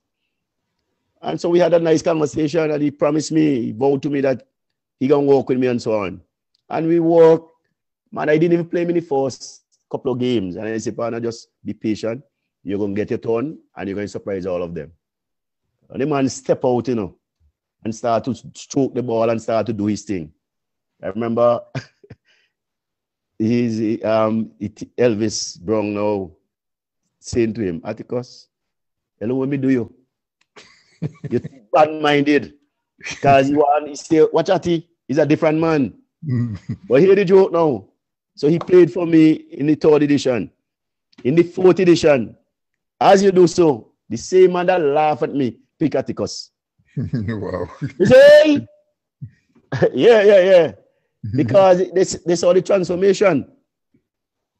You understand? So I'm good at working with people because, man, I look out for people. You have to listen to them. People had a story. You have to see how we could help them. You look at the background, sometimes where they're coming from and so on. You understand? And my thing is to do everything within my power to get the best out of these guys. It's them and their development. When I ain't get the best out of them, then I feel bad, you know? So I tried. And for most time, you're going to be successful. You know, when a man is down, I try to see how I can help.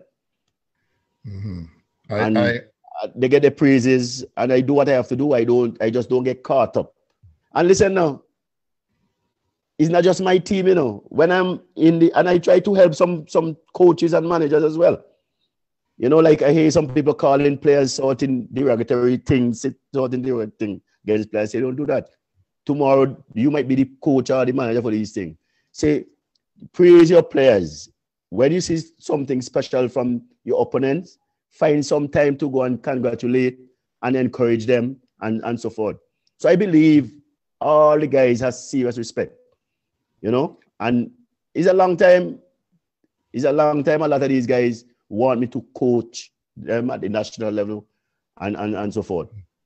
I believe also, your strongest attribute is to be able to motivate. And I'll tell you why. You may not remember it, but you came to Montreal to play a game, and I was in that game. We handed the captaincy to you. Right. You said when you said something there, it stuck with me for life because I never really had, this kind of coaching or anything. And you said something to us, guys. When you see a bowler is bowling and he's bowling bad, don't get angry. Try to encourage him because a bowler doesn't need you when he's on his high. When he's on his high, nothing can hold him back. He needs you when he's down. Yeah, sure. And that stuck with me because and you also said why you gonna get mad with a guy? Why are you gonna get angry with a guy when he drops a catch? When trying his best, he catches the next ball. So those things stuck with me, and from that I go in my mind I go damn, if I had gotten some kind of coaching when I was younger, I probably would have been a better person, a better cricketer, so to speak. Now, having said that, though, all within the coaching line, what do you think about fitness and coaching and fitness and presently with the current West Indies setup, some players are failing the fitness test and can't make the team when we know they're talented and they could serve the team well as a player? All right. Fitness is supposed to be part and parcel of sports, man. All right. You have to get fit. And especially now when you have these intense cricket games and so on, and so many cricket matches to play. You understand? Fitness will only enhance your performance. And it's not just the West Indies, there's a whole thing. One of the things, right, if you look at the Caribbean now, you have franchise cricket. These players are being paid to play cricket. So they wake up and they go on to cricket. Not like in my time, I go to school to work, and then on the evening on my own, I go on and try to get a knock and try to get fit. Although I used to get fit because I believe in fitness. But fitness going to enhance your performance.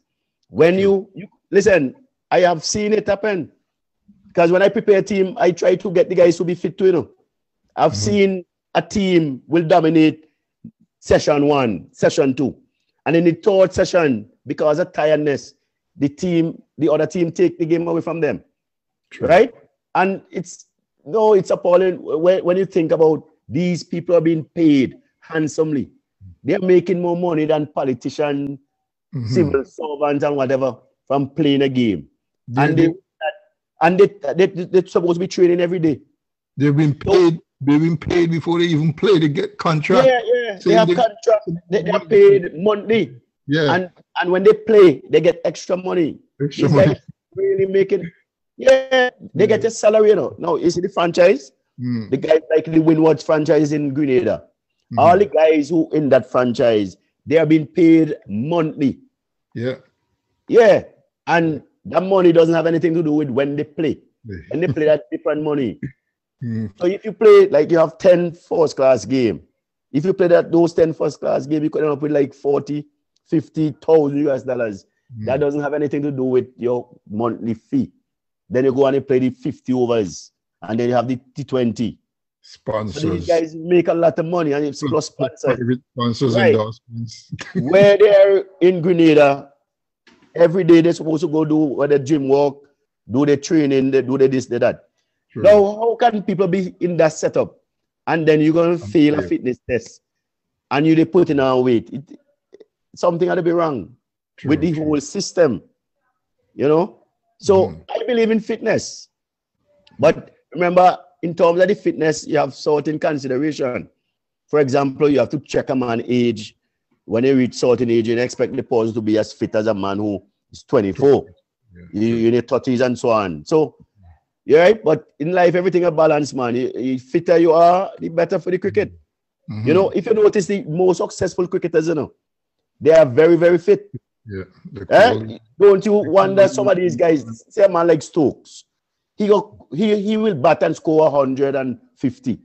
And then you give him the new ball and he's running and bowl with serious pace for a long period. Why we're causing that? See the man running between the wicket. They don't get tired. It's fitness. You know how fitness can affect your concentration and your focus. So fitness should be part and parcel of the whole thing. So I don't have a problem with that. All right. Absolutely. And that's the thing. You're making so much money. If you're a batsman, you could afford to buy a bowling machine also to practice your weakness, practice your thing. Pay somebody to come and bowl on you all day. You know, like I know you as a guy growing up when you were playing cricket, every day, every single evening after school, after you finish teaching, you would pick up the ball, you and BJ. Even though I'm alone on the playing field, I will throw the ball up in the air, them on wall, and do my thing. Yeah, that's where you get your confidence, you know, from the work that you put in. So when you go on the field of play and people are talking, you smiling because you guys, your opponent, you know what you can do, and you're going to show them what you can do. You know, so I kind of disappointed with that in terms of the regional cricket. People like certain guys who fail in fitness tests, and it's not because of injury, because they're not committed to get themselves prepared. They have this particular test. Man, you walk and ensure that is a livelihood. Right? In my time, I used to spend more money preparing myself for cricket than what I made from the cricket. And I still used to do that. You know, I used to treat myself to my equipment every December. That was my Christmas gift. So I go and buy my bat, my pad, so I new brand for the season in January. 9 morning we run into Rabuka and back and so on, Born and I and a few other guys preparing ourselves. That is true. You know? At those times bats were expensive. I remember you came with a bat, I think was $300 and something, and I go like, what? That was no, it's 700 and change. So I'm glad I have you on here now. So in terms of West Indies cricket, and maybe you're not, but feel free to touch on it. What do you think about the timing of Kieron Pollard's exit as captain, seeing that the T20 World Cup is coming up at the end of the year? Well, I tell you something. It is better to go when you are up on a game, because anytime you go when you are down, it shows weakness. All right. I mean, how old is Pollard? I kind of lose a little breath with some of these things. I don't know his age, but I don't have a problem with him going. You know, you have people like this Hetimaya. He just need to get his fitness in control and so on. Hetimaya, Puran, and a man that you could look at for captain. I figure he's ready now is Jason Holder. Jason Holder will be the ideal fella. When they give Jason Holder captain of the West Indies team, man, I think that was a hasty something and some Bajan kind of thing. That's how I see it. I think, no, he's ready. He might be the right man for the job, because you need a man who can come on his place, you know. So I think Pollard would have done his time, and I don't think he's struggling too. Definitely. He's done his time, so he figured it's time to go. Better to go when you're up, because when you stay up too long, you undo all the good things that you would have done. Right? The send off, the people give Chris Gale, they forgot all the good things. I see on Facebook, they're showing Gale playing some tournament. If it's a great here. Well, listen, Gale tweet to Pollard that how come you retire before me? So I don't think Gale is retired yet. Gale like it nonsense to it. So, yeah. So having said that, now I know you mentioned some name before. How do you see the future of the cricket in St. Vincent and to a larger extent the Windward Island? How do you see? Because we haven't really won a Windward Island tournament. Well, I think we won a few years ago, but you know we're not really dominant as we should be in the Windwards. Well, remember with the Corona pandemic, they were not having any like sub-regional tournaments and so forth. You know? Right. All right.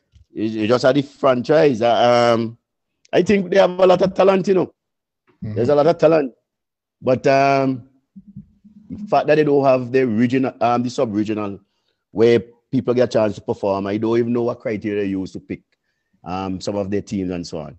You know, because you have certain people, if they have tournaments, these people have a very good chance of getting into the volcanoes.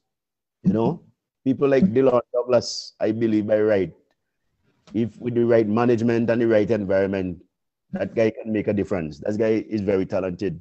And Pope is coming back there.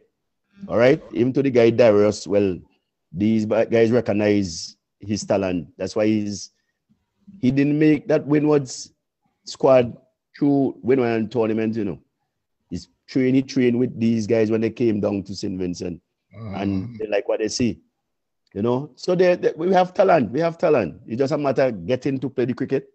And I think from the local level, we need to do more for these guys, so that they get the opportunity that they could make the most of it. But there's talent around the Caribbean. Kevin Hodge, I think just unfortunate to play for the West Indies. He was in Bangladesh. He didn't really get. And St. Lucia producing some very good cricketers. One of the guys captained the West Indies under 19 team. You have the guy Melius who did well, played a few games at the under 19 level. And so there's talent around. I see Grenada have some good fast bowlers as well. So we have talent around. Before I think, so you mentioned Kevin Hodge and he was in Bangladesh. So, but when he came back to the Caribbean, he was effectively dropped without really playing. Yeah. He didn't play any game. And at the time, right, some of the senior guys were out when he got selected. But he's a guy who been around and doing well. He's a good cricketer, good all-round cricketer. And as I say, the man understands his game, very knowledgeable, very intelligent, and he's a very, very good leader, you know, and a motivator, man. He has a lot of good qualities that could help. Well, I mean, he's the captain of the Windwards, you know. I think he will make a very good contribution. And the first two matches in the regional tournament, he didn't really make any runs and so on. So I had a conversation with him about that, you know. I think he trying too hard. I said, man, listen, you're only the captain when your team feeling, you know.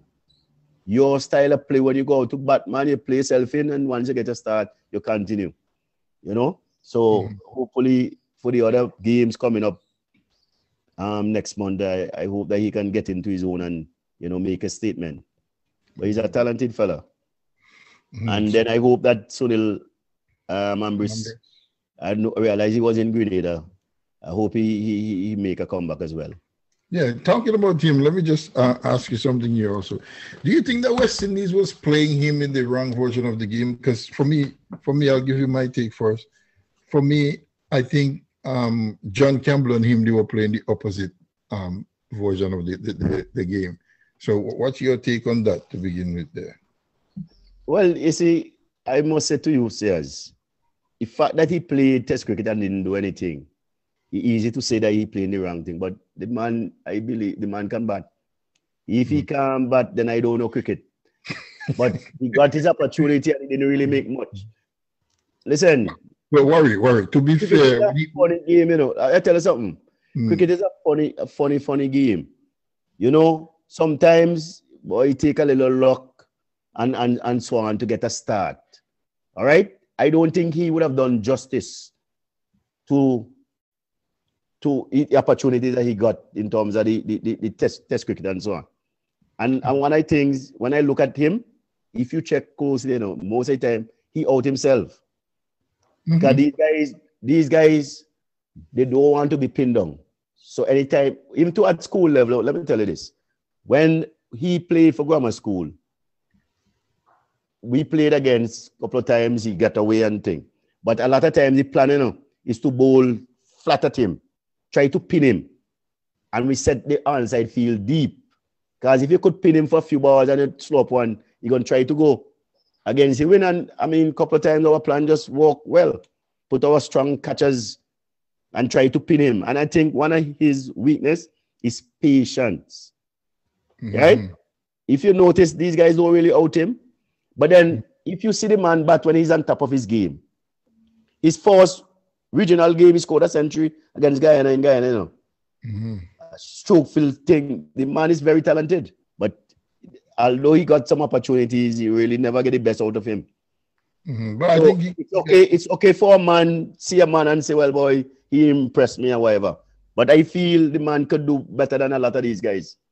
And in the regional tournament, he scored heavily, I saw him from youth cricket, and I think he can bat. I think he can really bat. But like you say, also he usually outs himself, whether it's pressure or not. Because before I go, you have to realize also when you're from the small island, especially the Windward Island, and you make West Indies is even looking at you as a batsman, there's something in you. Right. Yeah, it's you. Yeah. Having said that now and wrapping up on my end, where do we see Irvin Warrican in the next 10 years within the cricket circle? Well, as I said, frankly, I'm here. Right now, if an opportunity come, I will take it. But I don't think the system here in St. Vincent is really helping for a person like me. For example, I could apply to be the coach at the Volcanoes, but as a teacher, you're going to tap into my pension and my this and my, so you put me at a disadvantage. In Barbados, some guys work as coaches and whatever, and they get all the benefits there. You understand? So I see myself as a teacher by profession, I say. So coaching is more recreation. Having said that, in terms of coaches' education, the West Indies Cricket Board used me as a facilitator to train coaches around the Caribbean from time to time. And I enjoy doing that because that is teaching as well. So if opportunities come, I won't have a problem grabbing it.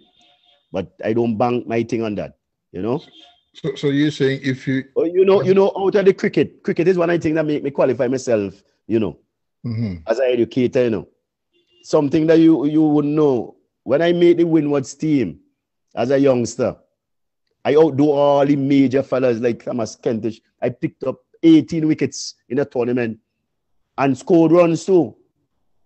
Make the Windward's team. The same when I talk about Viv Richards in 1990, 91. Listen, I went to Grenada, 12 man. Trinidad, 12 man. Dominica, 12 man. And then I was sent home without playing a game. Bro. Right? Call me back for the last game in Guyana. I want to believe that somebody was trying to get rid of me.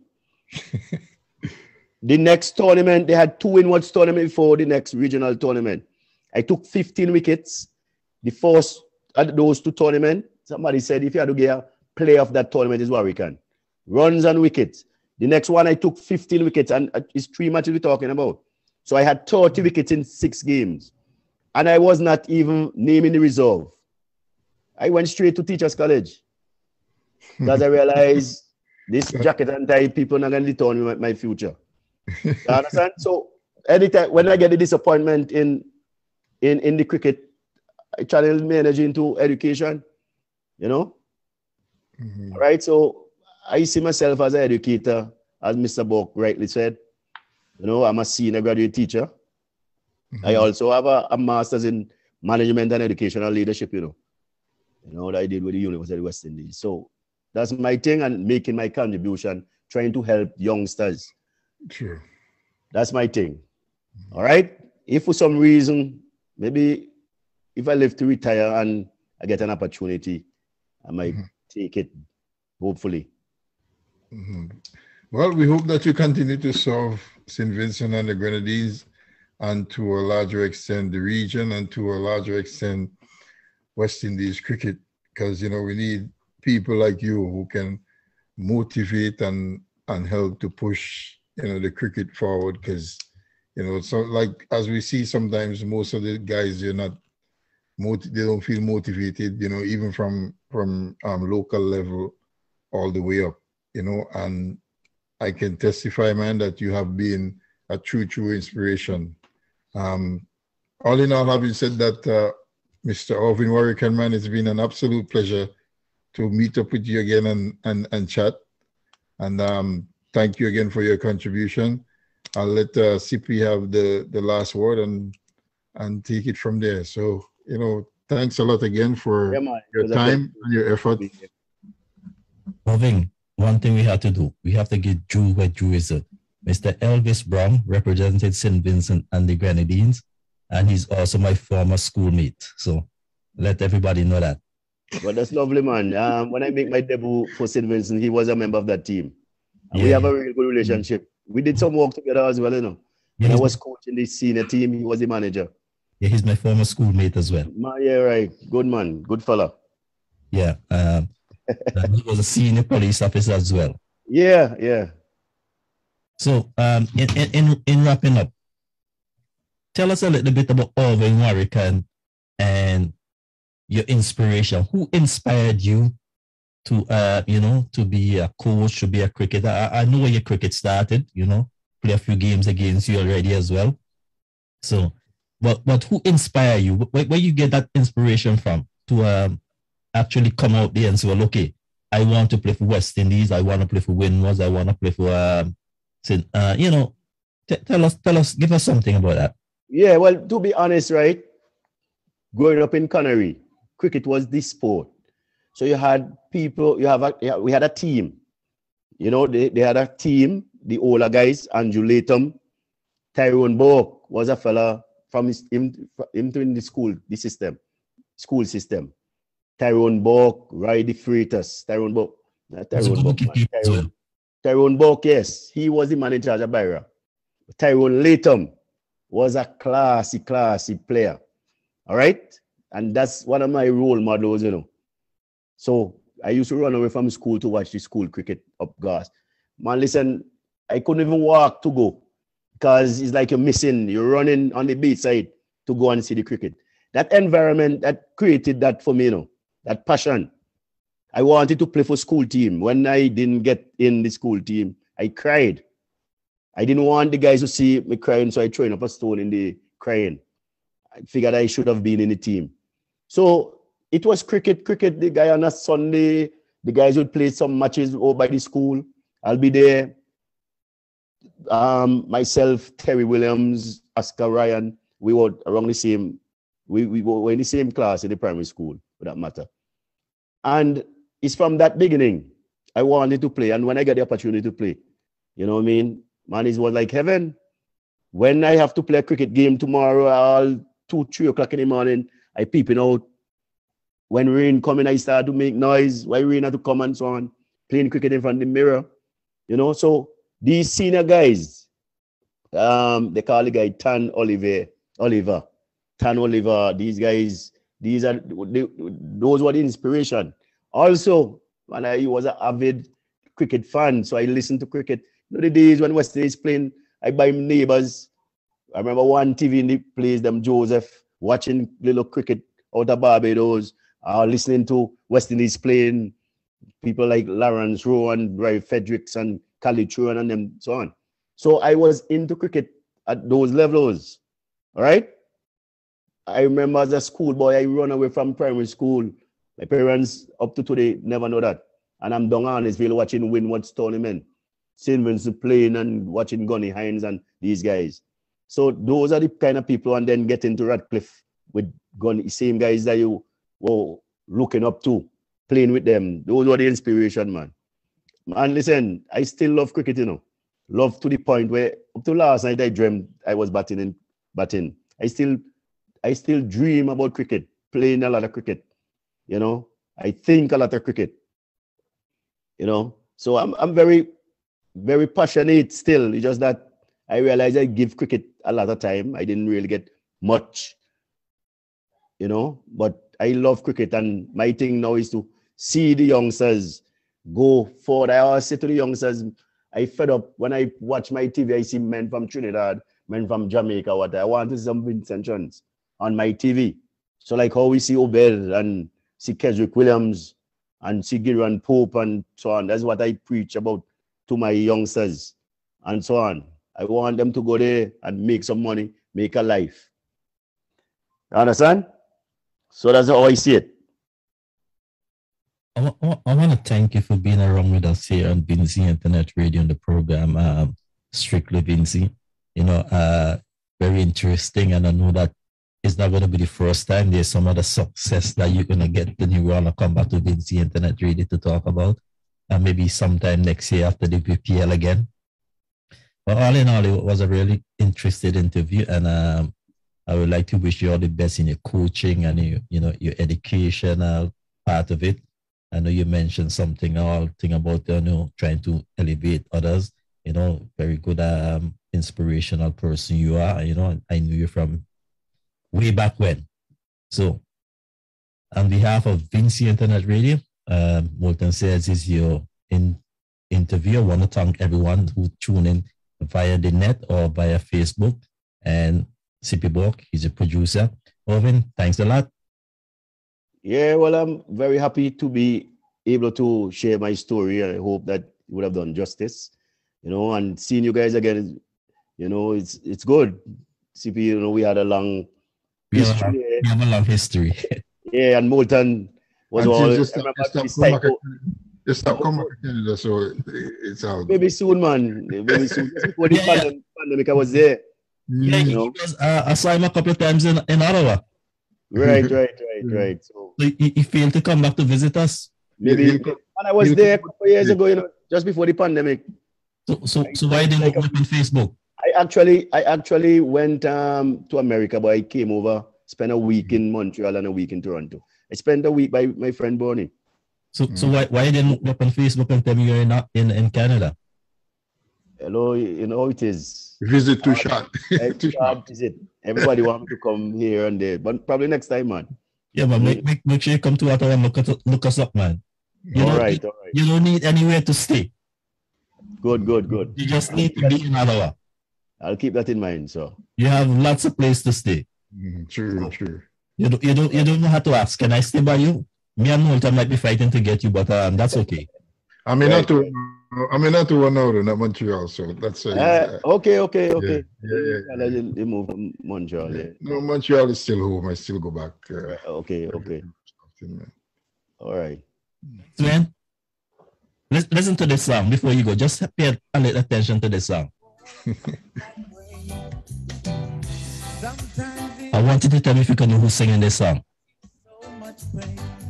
Just listen before you go. I'm going to play from the top again. Bilton. Duncan.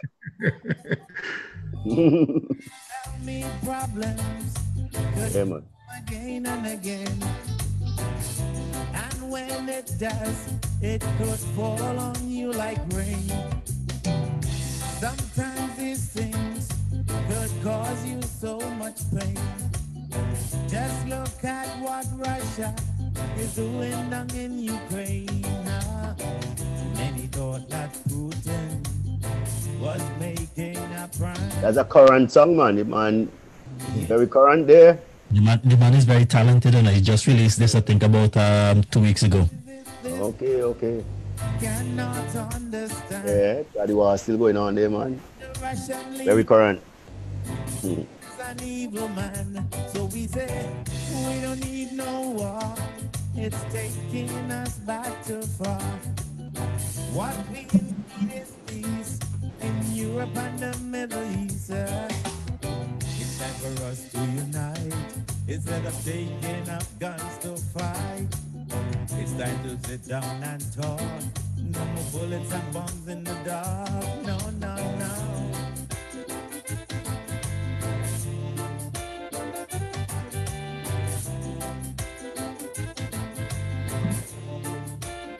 Okay, your friend was watching you. Your friend Mark was on watching you. Mark William? Kalimo. Okay, all right, yeah, man. That's lovely. Yeah. Big up Mark for me, man. You can big him up. I'm sure he can hear you on Facebook. Mr. Lawrence, if you're there, man, I trust that all is well. What Ukrainians say, they will never surrender now. The world know that Putin, he is telling lies. He said that Russia is in Ukraine to denazify. He is ruling Russia with an iron hand. Now he's down in Ukraine and he's murdering civilians. So we say, we don't need no war. It's taking us back too far. What we need is peace in Europe and the Middle East. It's time for us to unite instead of taking up guns to fight. It's time to sit and talk. You listen to the Fresh Prince song. You listen to VPLT Internet Radio. We just gave a taste of a new release by Hilton Duncan to our guest, Mr. Irvin Warrican. Let's play this one from the top again. Very interesting song by Hilton Duncan. We call him the man Ants. He's out of St. Vincent and the Grenadines, Goss to be exact.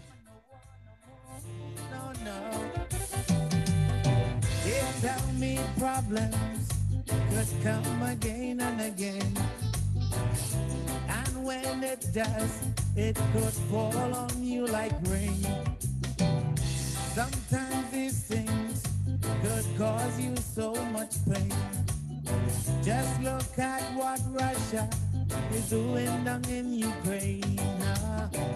Many thought that Putin was making a prank until he invaded Ukraine with his Russian tank. How is it this world cannot understand that the Russian leader is an evil man? So we say we don't need no war. It's taking us back too far. What we need is peace in Europe and the Middle East. It's time for us to unite instead of taking up guns to fight. It's time to sit down and talk. No more bullets and bombs in the dark. No, no, no.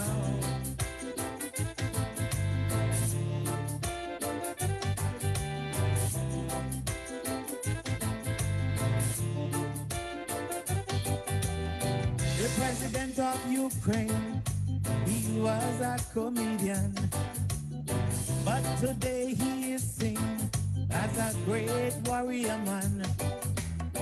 In everything Russia has the bigger number, but Ukrainians say they will never surrender now. The world know that Putin, he is telling lies. He said that Russia is in Ukraine to denazify. He is ruling Russia with an iron hand. Now he's down in Ukraine and he's murdering civilians. So we say we don't need no war. It's taking us back too far. What we need is peace in Europe and the Middle East. It's time for us to unite instead of taking up guns to fight. It's time to sit and talk.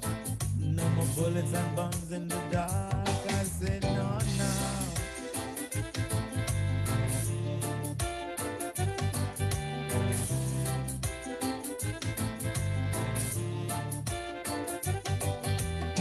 Even as Ukrainians are on the run, they are feeling the wrath of them Russian guns and bombs. As Ukraine begs the world to stand by its side, There ain't no place in Ukraine for them to run and hide now. I see men kiss their wives and children goodbye. Not sure if they would live or if they would die. Men are saying this is not the time to run, so they are staying at home and they're taking up their guns. So we say we don't need no war, it's taking us back too far.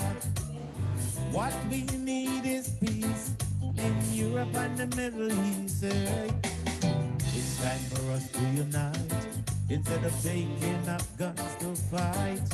It's time to sit down and talk. No, Yvonne. It's in the dark. No, no, no, no. Oh, no. Calling on American. You listen to the Freshness Song. You listen to Vinci, station that plays the best variety of music anywhere on the internet. Yeah, for the rest, now you're locked on to the best Vinci Internet Radio. Just giving you a taste of the man and Silton Down brothers out of St. Vincent and Queens.